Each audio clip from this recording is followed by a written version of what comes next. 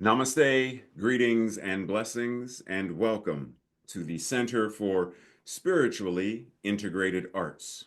This is our Sunday message, and I am Reverend Dr. Raymont Anderson, the founder and spiritual director of this center.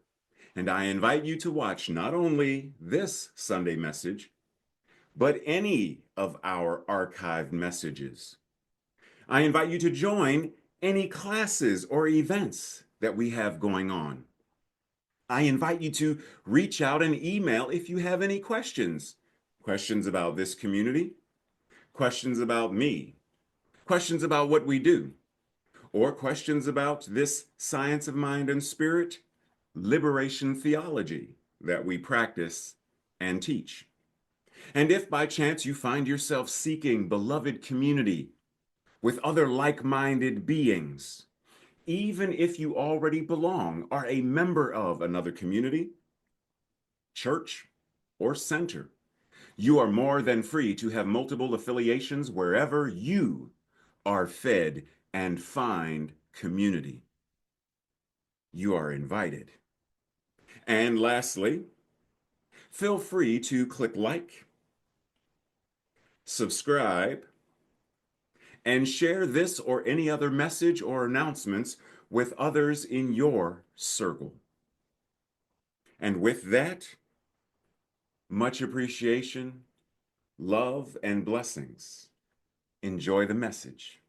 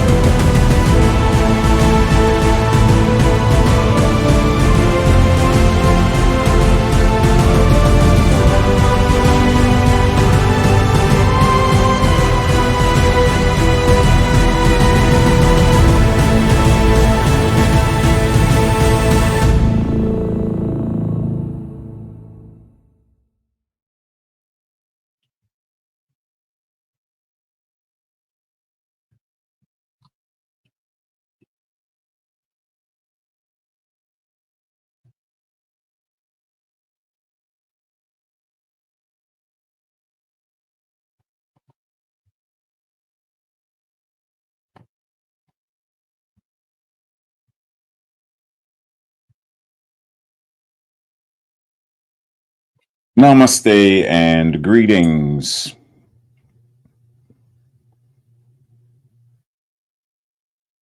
Are you ready? Figured I'd give you a moment to, settle in. So today we are talking about this elevation of awareness. And if you remember, if you were with us,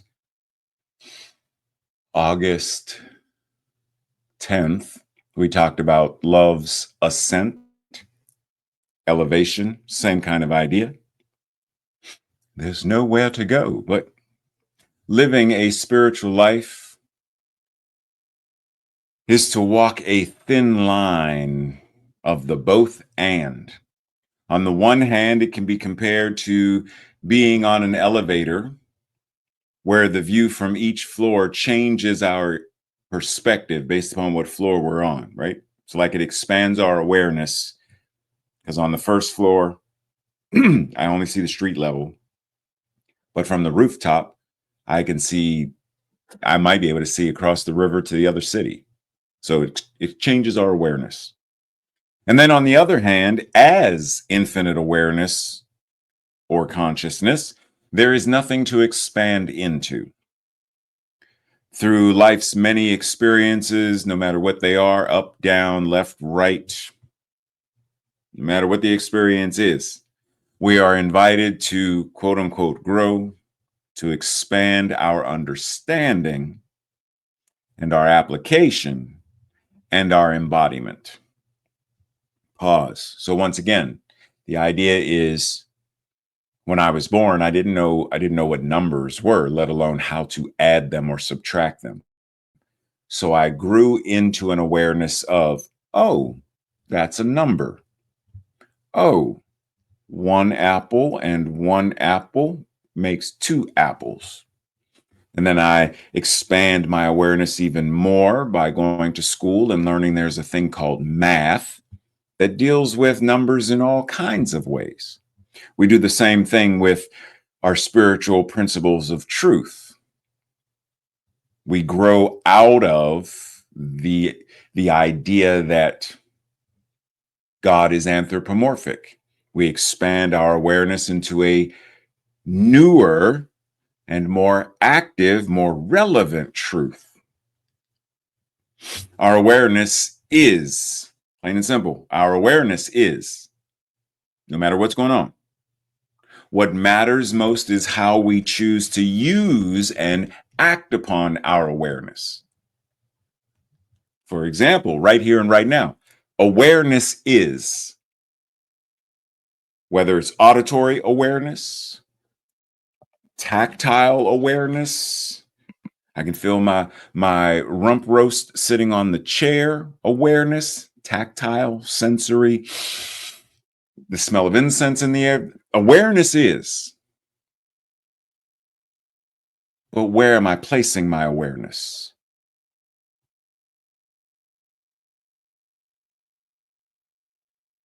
Oh, you're still here. Oh, hold on. I like this video. This is where am I placing my awareness? How am I choosing to act upon my awareness? Because I can be aware that there's a hornet nest right there. I can be aware of it. It ain't bothering me. I ain't gonna bother it. Oh, did I just get stung? Oh, did I?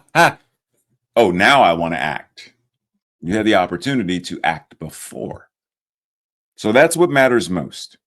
How are we choosing to embody and to act? So, this idea of elevation of awareness, part of it is linguistic convenience, part of it is accurate. So, it's a yes, no, both, and. Depends on where we're speaking from and what we're speaking to. What am I conveying when I talk about the elevation of awareness? The elevation of awareness with math is you start with basic addition. Once you've got that, you elevate it to subtraction. You elevate it to multiplication, to division, to decimals, fractions. Now you bring in the alphabet. Somewhere down there, you put the parentheses in the alphabet and you trying to solve for why. Why? I want to know why. That's what I want to know. Why? Why am I solving for y? X divided by y equals y. That's how so it depends. Once again, what are we talking about? And what is the point in using the specific words we are using to communicate? So let's break it down a smidge. Elevation means the action or the fact of elevating or something being elevated. It is an upgrade, an advancement in skill, knowledge, etc. Okay? So think of it as elevation in terms of a building. The sightseers don't enter the Empire State Building from the observation deck. They enter it at the ground level. And then from the ground level, more than likely, they're not taking the stairs to the observation deck. They are taking one of the elevators, but they elevate.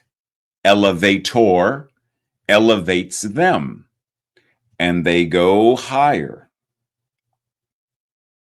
And from there, there's a different vantage point.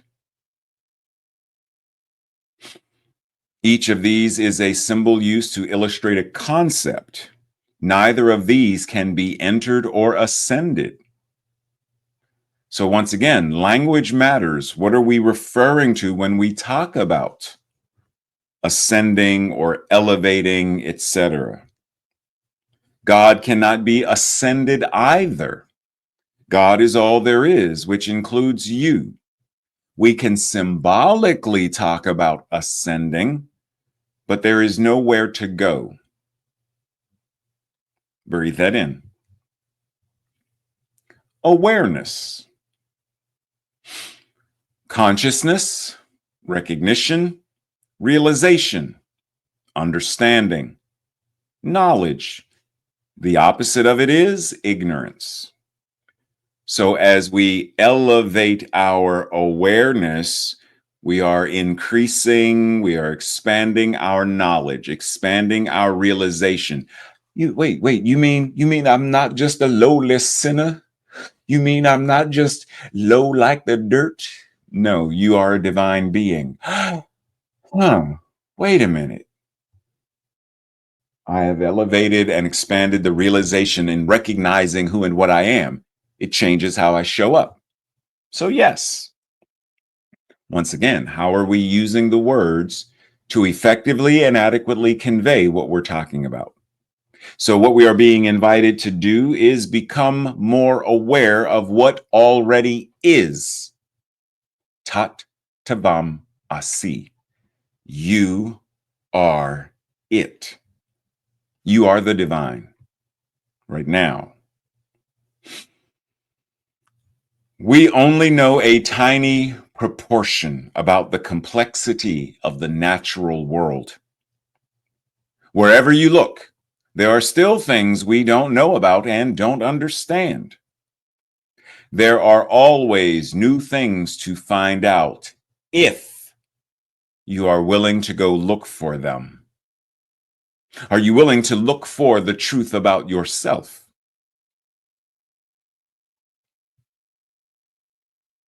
In the same way that a tourist, when I visit New York, am I willing to find out more about the city? Am I willing to get on a tour bus? Am I willing to go into the Empire State Building and venture to the observation deck? And am I willing to find new ways of and new ideas? Am I willing? Or am I comfortable? When I first moved to Washington, D.C., not sure where I was interpreting, but someone made a comment and said that there are people who live in DC, have lived there their whole lives, and have never been to the Capitol, have never been to the mall, meaning the space of land between the Capitol and the Washington Monument. They've never been to the Washington Monument. They've never been to the White House. They've never been to the Kennedy Center. They've never been to Chinatown. You get my point. They're DC natives, born and raised there, and have never ventured out. And yet there are people who come from Japan to sightsee, from Russia to sightsee, people from all over the world. But I'm from here and I don't go because I'm comfortable. There are always new things to find out. Or to quote our Star Trek folks, to boldly go where I may have never gone before, to seek out new things, to search for new cultural experiences, to boldly go if I am willing. Hey, it's Professor Lola again. What's up, Professor Lola? So I want us to imagine for a moment a closed box. It can be a gift box, it can be a package, it can be something else. Just envision a box in your mind's eye. Once you have the image in mind, open the box and see what is in it. And once you have that in mind, now look outside of the box and look around it. How did what is around the box, how did it get there? How did what's in the box get there? How did the box get there?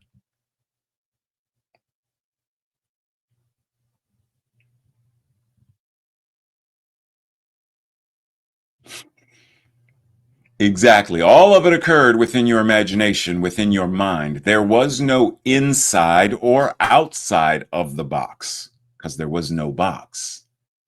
There was only mind, only consciousness, which of itself does not grow or expand, meaning God as absolute is unchanging. It simply is, which once again is simply our reminder of linguistic convenience to be mindful of what are we conveying, for what purpose are we conveying it, and how best to convey it. Infinite consciousness does not expand. There is nothing for it to expand into, right? You have to have something to expand into for it to expand. And there is no purpose for that expansion. It simply is. This is not an invitation for us to be apathetic, to venture into nihilism, or some form of slothfulness. Quite the opposite. It is an invitation for us into creation, greater embodiment of creation, just like we created the box. We created the inside, the outside of the box. If we wanted to, we could then take that image and form it into clay or wood or a drawing, and we manifest what was in mind. We get to create. So that's our invitation with this whole idea of elevating our awareness. All things, including ourselves, are some manifestation of it. Hence, all things have a direct relationship to it. Since all things emerge from it and are sustained by it, and since it is all things, this relationship is direct and immediate. Our consciousness of this relationship is through an inner awareness. It's that awareness that we can expand or elevate. We're not expanding the it, we're expanding our awareness of it, our embodiment of it. This inner awareness on our part is not only our awareness of it, but also its awareness of us. It's how oneness identifies itself in, through, and as the all that is, the multiplicity. Hence, our awareness of it and its awareness of us are one and the same thing. Each person's consciousness of themselves is God's consciousness of them. A person's consciousness expands, they become more and more God conscious. The more you acknowledge yourself as, I think I want to be a poet. Yeah. And you start writing, you start speaking, you start going places and speaking your poetry in public. You start publishing books of poetry. Well, now you have poet consciousness because you have embodied it and made this is who I am. This is what I do because it's what I am.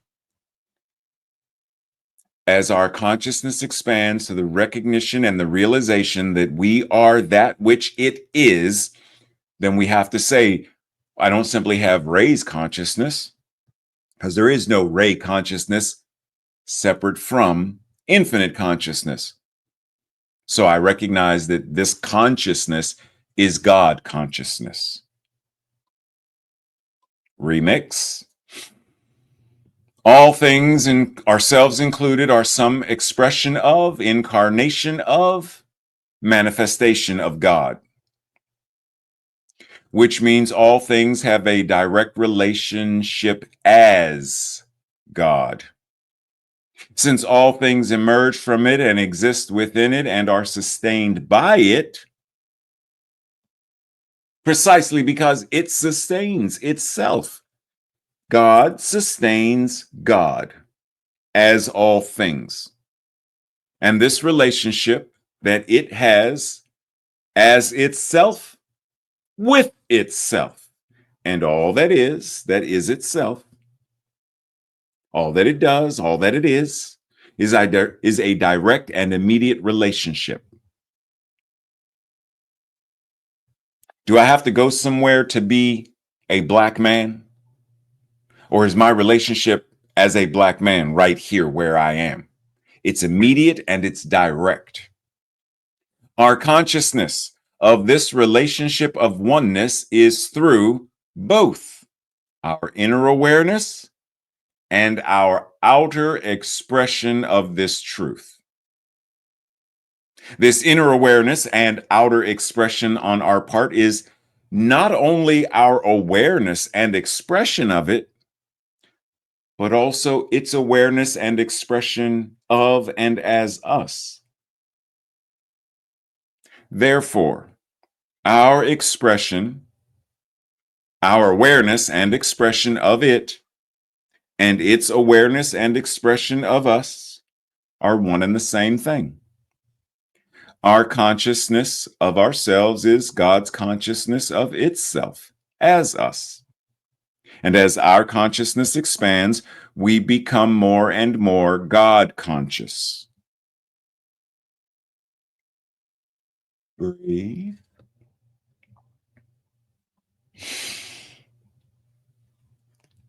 There's always more. The limitless resources of the Spirit are at our command. The power of the infinite is at our disposal. Those two words, command and disposal. Not sure if I'm going to do a remix yet, but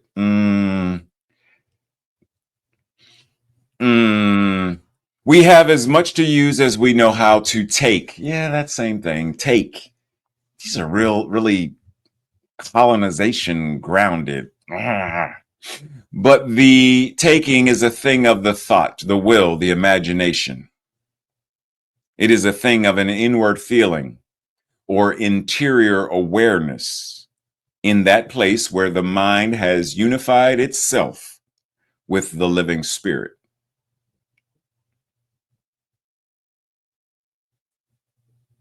There's always more.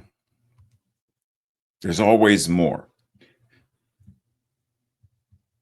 This limitless resource of spirit, the limitless resources of spirit are ours to embody. The power of the infinite is ours to access, ours to express, ours to utilize. We have as we have as much to use as we know how to embody. But the embodiment begins as a thing of thought, a thing of imagination, a thing within our consciousness. It starts there and then it becomes the outward expression of. There is always more.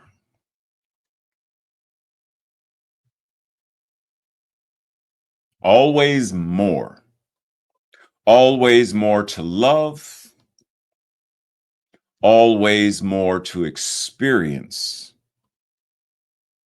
Always more to live. Take that in. Simply breathe. Always more. More to love, more to experience, more to live. How are you embodying this more? How are you expressing this more? More love, more experience, more life. How are you accessing, expressing, and embodying it?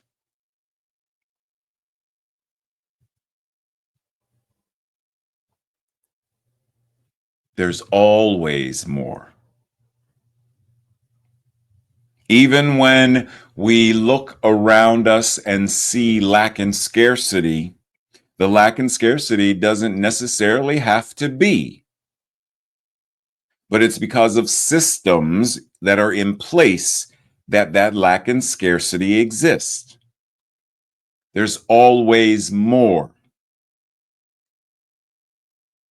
How are we embodying, making use of, expressing, sharing that there's more love, there's more experience, there's more life. And all that is you. You are more. And because you are more, you get to experience more. You get to love more. You get to live more. Beyond the confines of, there's always more. The greatest mistake of the movement has been trying to organize a sleeping people around specific goals. You have to wake the people up first. Then you'll get action.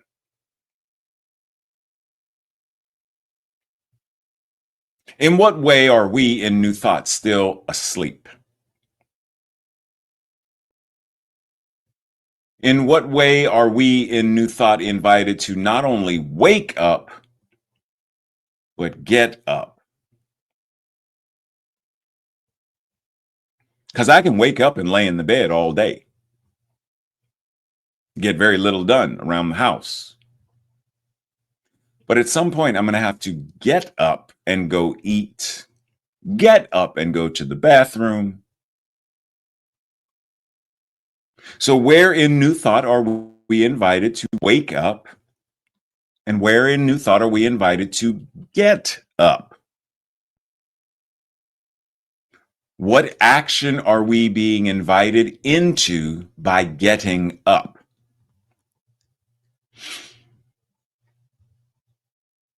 We are thinking, choosing centers of awareness in this one mind.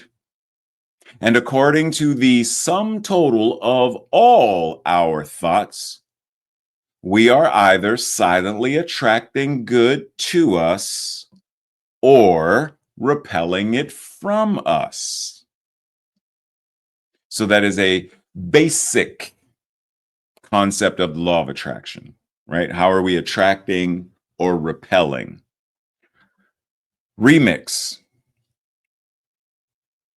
As individualized expressions of the one mind, we are thinking, choosing centers of awareness, and all of our thoughts, beliefs, Paradigms, mental equivalents, all of them play a part in the way our lives unfold, where we are either passively or actively attracting good to us, or by the same process, repelling good from us. So once again, we are being invited to a more mindful awareness of our mental equivalents and how they shape not just our lives individually, but collectively.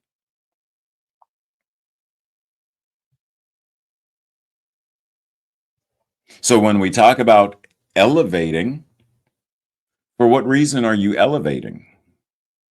When you use the words elevating our awareness, okay, so you're elevating. Just like you get on an elevator and you push number 5.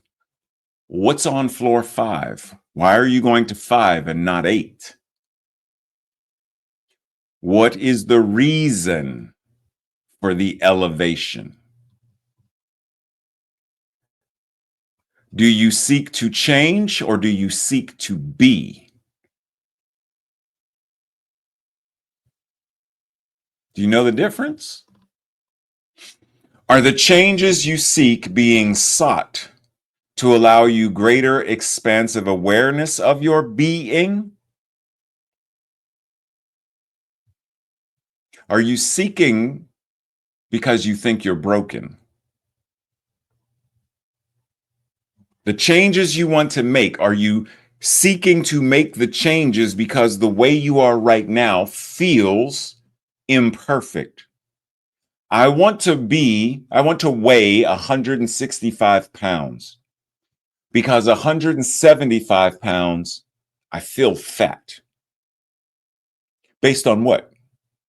What belief am I holding that says 175 pounds is fat and that 165 is better versus be what I am and allow whatever actions to unfold from my being, which means I may or may not reach 165, but either way it goes, I am healthy, I am well, I am flexible.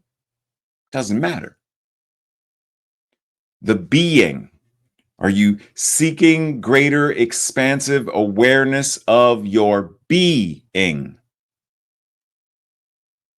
Because when we do that, we realize I am what the universe knows as itself. And that's what I say, I am a way that the universe knows itself. I am a way that the universe knows itself. And that state of being, that conscious awareness of that being, I am.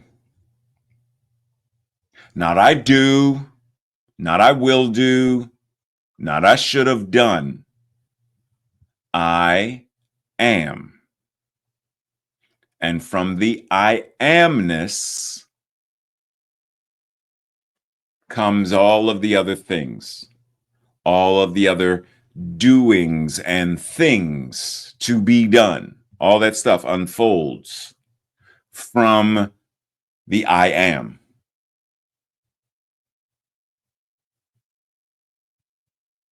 Breathe. The holy fool, Nasruddin, arrives at the bank. The bank teller asks him if he can identify himself. He pulls out a mirror and says, "Yep, that's me. I can identify myself. Yep, I know. Yeah, that's me. That's me. I can identify myself. My nose, it's on my lips. That's me. It's not anybody else. That's me." At which point the bank teller says, "What do you want? Are you making a deposit or withdrawal? What are you doing? Can you identify yourself?" Now, this is a cool, funny way of thinking about this idea. But in essence, Ram Dass is inviting us into that your true self. Do you know how to identify your true self? The self that is beyond the flesh of wrinkles and age and doctor diagnosis and weight and finances. There is a true self that says, though my body changes, I am changeless. Can you identify that self? How do you accommodate the idea of or reconcile the idea of both and? My body grows older, but I am eternal. My body changes, but I am the infinite that is beyond changes. This body will die, but I cannot die, for that which God is cannot die. How do you accommodate the space for the both and? What are you being invited to do, referencing expanding your awareness? Your awareness of what? Your awareness of life, your awareness of God, the world, a world that works for all.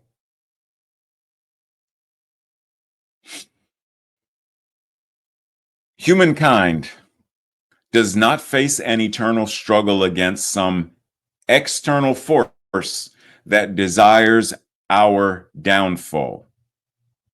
Specifically referencing there is no devil, there are no demons that are the only struggle, the only battle, the only thing that needs to be overcome is our own ignorance, our own lack of awareness, and recognition of the beneficent power and creativity that is the source of all things. And we should never doubt the validity of our own considered judgment in such matters. Life has given us all we could ever desire. It's up to us to decide and discover for ourselves what the nature of life is, accept it, embody it, and then re-express it.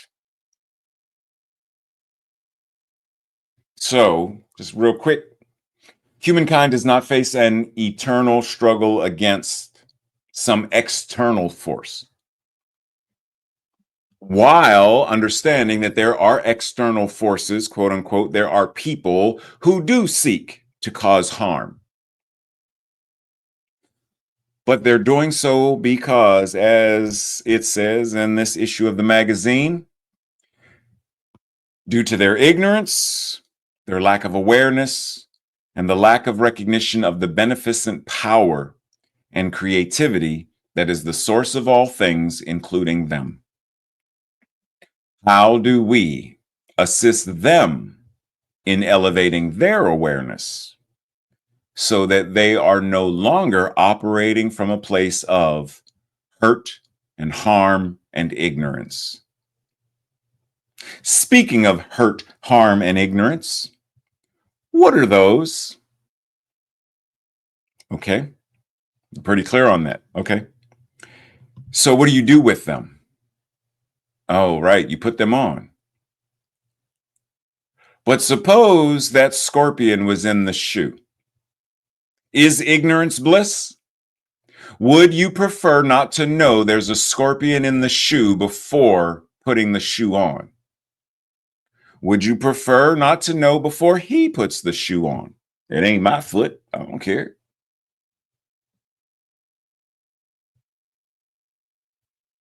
Ignorance is bliss, but only if bliss means boldly living in stunning stupidity. Boldly living in stunning stupidity. That is the only time that ignorance is, in fact, bliss.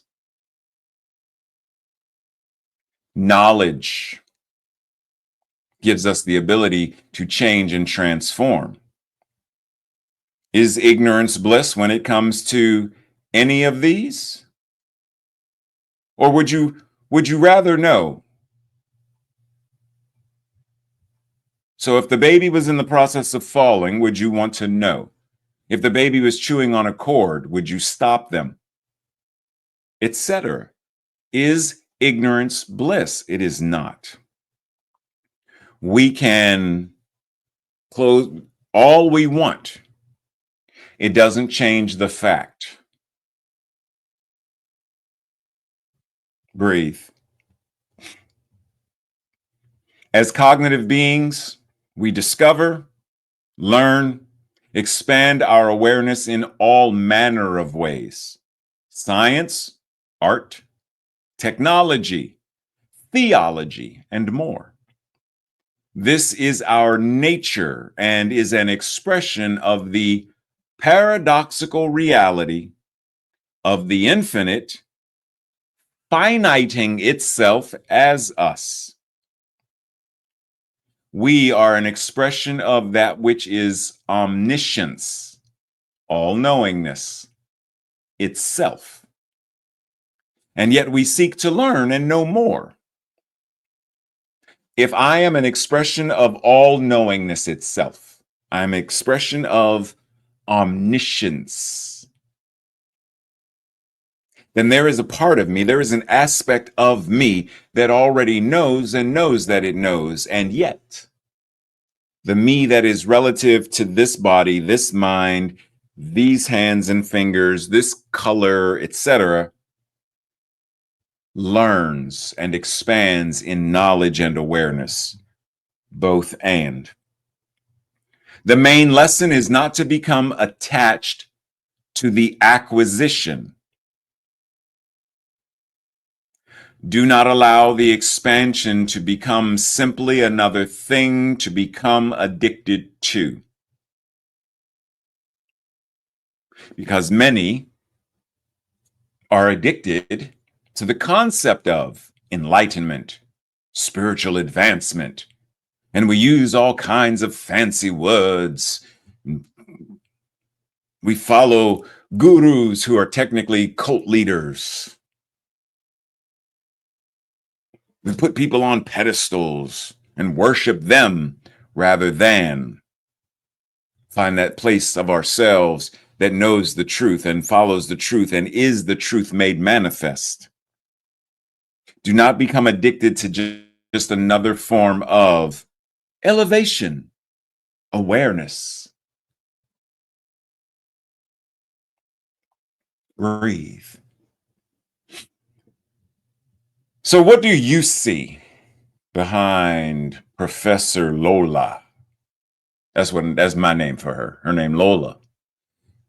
What do you see? Okay, cool. But what does Reverend Ray see? If you know me, then you know what I see. I see a place to celebrate. There are books, books, and more books. There's a windy staircase. Oh, I see heaven. Heaven. I see heaven. That's what I see. Look, no, come, go back, go back. Look at this. Okay, Lola, go back. Look at this. How could you? And the funny thing is, probably 90% of these books are things I wouldn't even care to read. I don't care. Just having them around. Just look. They're, oh, it feels like home. When I think of home, I think of a place that's got more books to read. Wow. Yes. Now, the point being, don't simply become addicted to the books. Don't simply become addicted to the being, in that space, because somehow that space is different from this space when all space is God's space. But partake of life and enjoy life wherever you may be, doing whatever you are doing, because earth is crammed with heaven, but only for those who see. They are the ones who remove their shoes. Earth is crammed with heaven, but only those who see, only those who recognize are the ones who reverently take it in. Do you see heaven around you? Do you see heaven within you, as you? And in so seeing it, in so recognizing it, do you remove your shoes because of how divine you are? Your own self-realization is the greatest service that you can render the world. Your waking up, the greatest service you can render the world. Your getting up is the greatest service that you can give to the world. The Science of Mind and Spirit 4.0 gives us the means to transcend the mental equivalence of the collective consciousness by expanding our awareness of this thing called life in all of its many facets. As Pythagoras said, "Know thyself, then you will know both the universe and God." This is the awareness we are being called to expand into and to embody. Having elevated our awareness to that of our divine truth, there is no way that we can go back to sleep. We wouldn't even want to. There is no way where we simply go through the day mindlessly ignorant of reality. Now, awake, we arise, we act, we serve, we heal until all are aware and all are experiencing heaven, because it is a world that works for all. Breathe. This week's affirmation, our declaration, I will say it first. If it resonates with you, I invite you to say it the second time. Ready? I elevate my awareness through practicing my presence as the presence of God.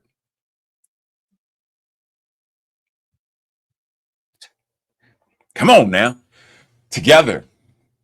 I elevate my awareness through practicing my presence as the presence of God.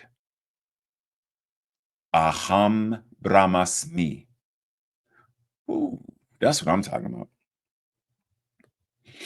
This week's Thursday night study group questions or your own personal journal questions. Number 1, where in my life am I still asleep or acting as if ignorance is bliss? What must I do to wake up and then get up? Elevating my awareness will do what for me? Will do what for others? Will do what for the world? If I do this, how does it benefit me, others, and the world? Number 3, how do I limit my awareness and expression? In what way do I limit these? Number 4, regarding the quote by Elizabeth Barrett Browning, in what ways do I see the heaven that the earth is crammed with, and how do I remove my shoes? Number 5, after revisiting the 2 remixes that I gave you, what are my thoughts, my feelings, concerns, and challenges as the remixes relate to me and the elevating of my awareness? So that means you're going to have to go back and look at the remixes to answer that question. And then lastly, if there is always more, when do I act as if there is not enough? And one add on there, and not enough what? Not enough time, not enough money, not enough what? Our practice this week, who's it gonna be? Oh, it's Neo. Have a conversation with someone about 2 ways you have elevated your awareness over the years and what were the consequences of it. And breathe. Simply entering into that space of this infinite awareness where we know that there is nowhere to go, that the all that is right where we are as us. And so we avail ourselves, we open our heart, we open our mind, we open ourselves to receive, to accept, to embody the all that we are. In the same way that there are right now LGBTQ youth who closet themselves for protection because they are surrounded by people who would hurt and harm them psychically, physically, emotionally, spiritually.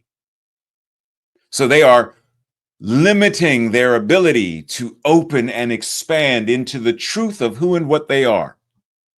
So we speak this, we know this, not only for ourselves, but for all, that we are waking up, getting up, and going into action to create a world that works for all, where they, nor anyone else, ever needs to play small.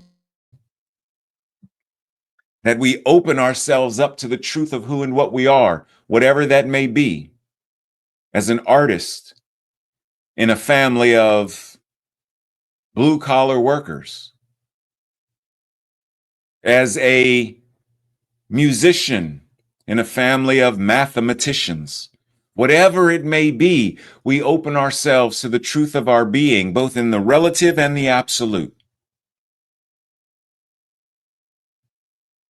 And as we open ourselves to embody the truth, it changes how we show up. As we learned math and subtraction, it changed how we dealt with numbers. It changed our experience of numbers. And as that changed, it changed how we did math regarding money. It changed how we did math regarding all manner of things. As our awareness of one thing changes, it changes us. And as we change, it changes our experience. And as our experience changes, it changes consciousness individually and collectively. So, yes, as an individual expression of God, as my awareness changes, it impacts the awareness of those who are watching right now, consciously or subconsciously. But nonetheless, consciousness is changed. And as our relative consciousness is changed, it ripples out. In the same way that there was a time where women could not vote, were not permitted to vote. But as the consciousness of a group of women changed, it expanded and it expanded, and a movement was formed, and the suffragists reached a critical tipping point that then caused a change in the government, a change in the Constitution, a change in the way we operated collectively. And while there are a group of people today working to undo that and send us backwards in consciousness, we understand that you cannot do that. You cannot cause one who has awakened, you cannot force them back to sleep. So we anchor in right now to the truth and the power of this. We are awake. We know who and what we are as expressions of God. We know what is ours to do as expressions of God here to create a world that works for all. And so we ring the bell to awaken others to their divine magnificence, to such a time as there is a critical tipping point once again, and now there is a world that works for all. Healing, love, care, liberation for all. So we breathe into realizing that the law does what the law always does, knowing it is already done. It is already answered. So we simply say, and so it is. Breathe. As usual, I will see you sometime during the week or right here next week for our final Sunday of September. Blessings, much love and appreciation. See you soon.